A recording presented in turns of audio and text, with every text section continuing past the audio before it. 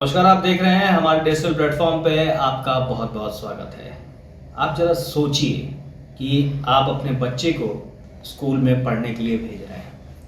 वहाँ आप ये सोचकर भेजते हैं कि मेरा बच्चा सुरक्षित है, लेकिन उसी स्कूल में जिसको लेकर आप सुरक्षा की गारंटी लेकर बैठे हैं, सुरक्षा की गारंटी दे रहा है स्कूल, उसी स्कूल में आपके बच्चे की मौत हो जाए और उस मौत को दबाने के लिए उस जो व्यक्ति है जिसके कारण आपके बच्चे की मौत हुई है, उसको बचाने के लिए पूरा स्कूल प्रशासन, पूरा बिहार प्रशासन लग जाए, तो आपको कैसा लगेगा? जी, हम बात कर रहे हैं गया की।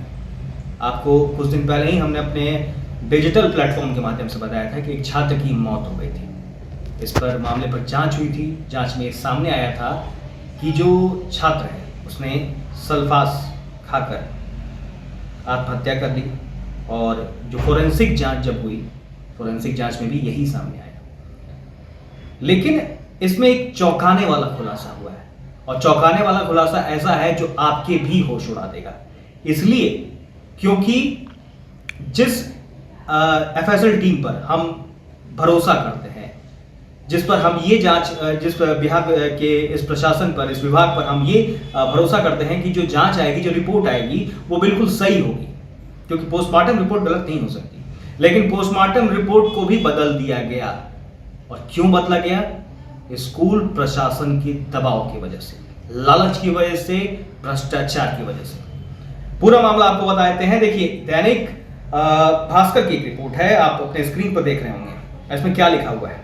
गया के छात्र की मौत मामले में 20 जून को आया कोर्ट का फैसला। स्कूल में पिटाई से हुई थी मौत। गौर कीजिएगा दर्शकों, उसकी अगली लाइन क्या है? छात्र के विसरा जांच में सल्फास बताने वाली एफएसएल की साइंटिस्ट ने कहा, मुझे जो सैंपल मिला वो कोलकाता नहीं भेजा, इसलिए रिपोर्ट अलग अलग। जी हां, रिपोर्ट अलग अलग है। FSL team, forensic team Patna की जब जांच करने पहुंचती है स्कूल में, तो जांच में यह बताया जाता है कि छात्र ने सल्फास खाकर आत्महत्या कर ली थी। लेकिन असली जो चीज थी वो ये थी कि छात्र की मौत टीचर की पिटाई की वजह से हुई है। टीचर ने उसको इतनी बेरहमी से मारा, इतनी पिटाई की उसकी, कि उसकी मौत हो गई। हालांकि हम इस खबर की पुष्टि नहीं करते हैं, आपको दैनिक भास्कर की रिपोर्ट हम जरूर दिखा रहे हैं, लेकिन हमारा डिजिटल प्लेटफॉर्म इस खबर को की पुष्टि नहीं करता है। हम इसको सच या झूठ पर कोई भी दावा नहीं कर सकते हैं। यहां आगे आप देखिए रिपोर्ट में क्या लिखा हुआ है। रिपोर्ट में अगर आप आगे देखेंगे तो गया के जीडी गोयनका स्कूल के 8वीं क्लास के 13 वर्षीय छात्र कृष्ण प्रकाश की 2022 में हुई मौत में गया कोर्ट ने पिटाई को कारण मानते हुए सजा सुनाई है। 2022 का यह मामला है। अब आगे देखिए क्या लिखा हुआ है। जो सीएफएसएल टीम है, विसरा जांच रिपोर्ट कराई गई थी। पटना रिपोर्ट में मौत के कारण सल्फास माना गया था, जबकि कोलकाता सीएफएसएल की टीम ने जहर की पुष्टि नहीं की है।